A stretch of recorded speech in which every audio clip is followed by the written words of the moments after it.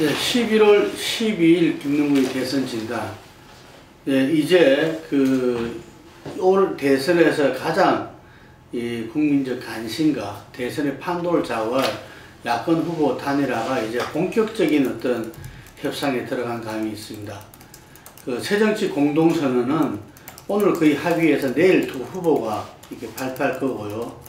그리고 이어서 어떤 경제와 복지, 안보와 평화에 대한 어떤 이 협상도 들어갔죠. 근데 무엇보다도 이 단일화 협상 룰에 대해서 이제 협상팀이 꾸려져 가지고 오늘부터 이렇게 활동을 시작했습니다. 이번 주에는 아마 무엇보다도 단일화 협상 룰이 어떻게 이루어질 것인지, 그리고 그 부분들이 어떤 식으로 서로 간에 주고받으면서 결론이 나올 건지.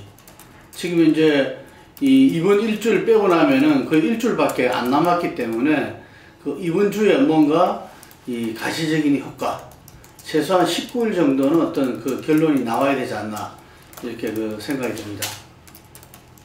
그래서 협상팀부터 보면은 안철수와 문재인 후보 등 양 팀에서 세 분의 어떤 협상팀 사람들이 구성이 됐는데, 이 모두 다가 일당백할 수 있는, 특히 이 민주당 같은 경우는 지금까지 어떤 야권의 연대, 협상, 그리고 뭐 박영선 의원 같은 경우 본인이 직접 당사자였고, 서울시장 어떤 협상에 있어가지고 후보로서 당사자였고, 김기시 의원 같은 경우는 박원순 시장 쪽의 어떤 협상의 대표 팀장격으로 일했었고, 윤호중 의원 같은 경우는 그동안 야권 연대 협상에서 사무부총장, 전략기획위원장으로서 계속 막후에서 조율하고 또 직접 현장에서 협상을 이끈 당사자입니다. 그래서 민주당으로서는 아주 가장 최정예 협상팀을 갖다 인선했지 않나 이렇게 보고요.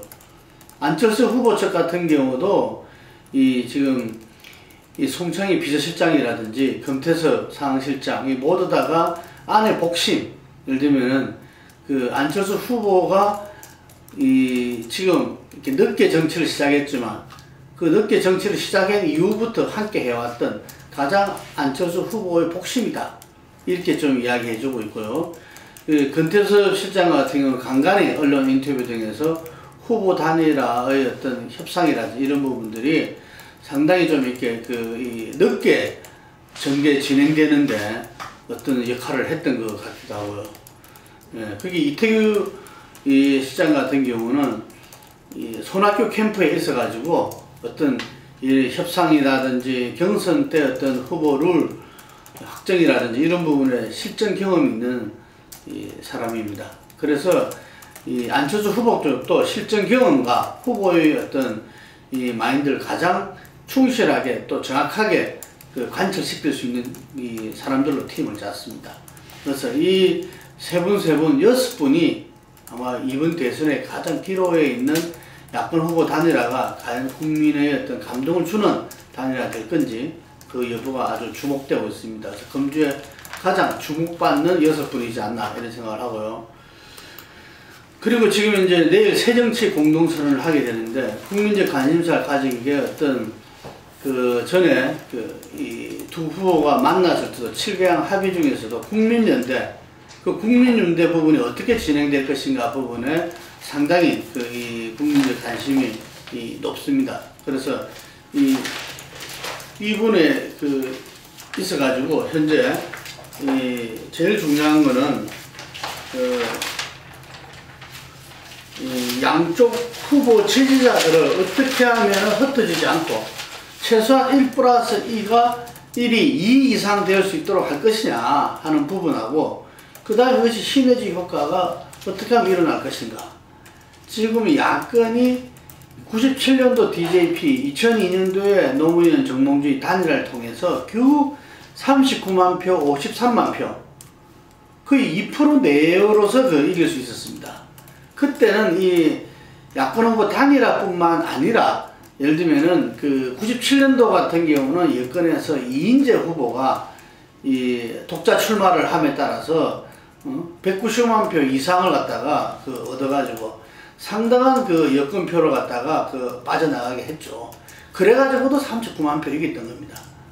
야권에서 겨우 2002년 같은 경우에서도 얼마나 대단했습니까? 노사모 뭐 이렇게 그 월드컵의 바람을 탄 정몽준 후보의 단일화 이런 기세 속에서도 그 53만 표 정도 이겼습니다. 그렇기 때문에 이 야권이 이기기가 쉽지 않은 거죠.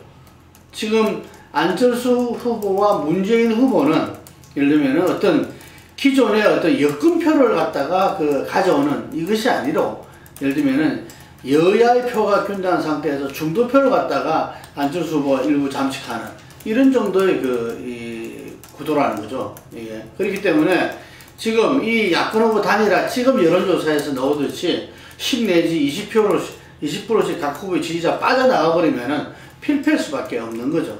이게. 그래서 지금 이제 박근혜 후보의 어떤 대선 전략은 바둑으로 치자면 어떤 반집 승부의 어떤 개가바둑의 전략을 세운 것 같아요. 예. 상당히 피말리는 마지막까지 정말 승부를 예측할 수 없는 게 개가바둑인데 더욱이나 이 반집 승부일 때는 더더욱 그렇죠. 반집 승부는 우리 이창호 전 국수가 이 개가바둑의 대결 끝내기 대가인데 오늘 인터뷰를 보니까 본인도 끝내기 결과를 갖다 예측할 수 없었다고 이야기합니다. 이게 모든 것을 하늘에 맡기고 어떤 하나하나 이렇게 이 스텝 바이 스텝으로 최선을 다할 수밖에 없는 선거 전략. 어떤 면에서 보면 굉장히 살떨리고 무섭죠. 이게 아주 긴박하기도 하고. 그런 측면에서 지금 이제 경제 민주화보다는 이 경제 위기를 극복할 대통령, 위기 관리 능력이 있는 국정 경륜이 있는 그런 대통령으로 아마 전략을 세워서 지금 김종인 위원장하고도 경제민주의 상한 출자의 이 기존의 상한 출자의 의결권 제한 부분들을 갖다가 노하는 기존 상한 출자는 그대로 인정하는 이런 부분들이 경제민주화에서는 이 상한 출자를 갖다 그거 하는 건 실제로 피재벌의 어떤 지배를 갖다가 완화하고 예를 들면 그걸 제한하는 측면이 있는데 그 부분을 그대로 인정한다는 것은 경제민주의 본뜻에 조금 어긋날 수도 있죠. 이게. 그렇지만 전체적인 선거 전략을 그렇게 삼았을 때 집토끼의 어떤 강화와 이 확충, 보수 세력의 어떤 확충 속에서 어쨌든 이 반집 승부로 가겠다라는 결심을 가진 게 아닌가. 그랬을 때 어쨌든 간에 지금 안문의 어떤 예를 들면 단일화는 1+1이 이상 돼야 된다. 이런 걸 갖다가 굉장히 집중할 수밖에 없습니다. 그래서 현재 양 캠프만이 결합되었던 박원순, 박영선 지난 서울 보선 때 그 결합 정도가 아니라 그 외 다른 사람도 함께 해 나갈 수 있는 그러한 이 가칭으로는 뭐 새정치연합 이런 이야기가 나오는데 국민연대가 어떤 창당 전 단계의 어떤 모습을 이 대선 전에는 가지게 될 것 같습니다. 예. 그래서 이 부분들이 어떤 이 급물살을 타게 되면은 또 이 어떤 정당의 어떤 결합이 가장 힘이 셀 수밖에 없으니까 어떤 뭐 신당 창당으로도 급박에 나갈 수도 있는 거고 최소한 국민들한테 무소속 대통령이 아니라 이제 안철수 후보가 되더라도 예를 들면은 세력이 함께 합쳐지면서 어떤 책임 있는 정당 정치로서 이 국정 운영을 해나갈 수 있다 하는 그런 신뢰를 주지 않을까. 예, 준다는 것을 약속하게 될 것 같습니다. 누가 되더라도. 예, 그런 측면에서 어떤 새정치, 그 다음에 경제복지, 안보 평화, 이 선언이 어떤 새로운 어떤 정부의 어떤 얼개와 비전과 내용을 갖다가 국민들한테 담보하면서 후보를 세우고 나가지 않을까.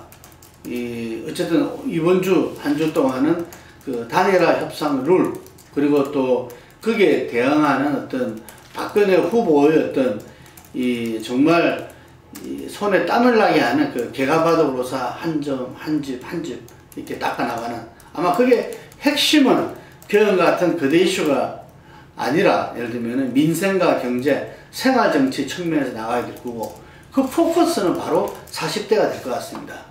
어떤 가장이고 기업에서도 중추 역할을 해야 되는 이런 40대한테 정말 어떤 생활정치의 모습으로서 승부를 거는 그러한 그 대선 이 공방전이 벌어지지 않을까 싶습니다. 네, 오늘 여기까지 하겠습니다. 감사합니다.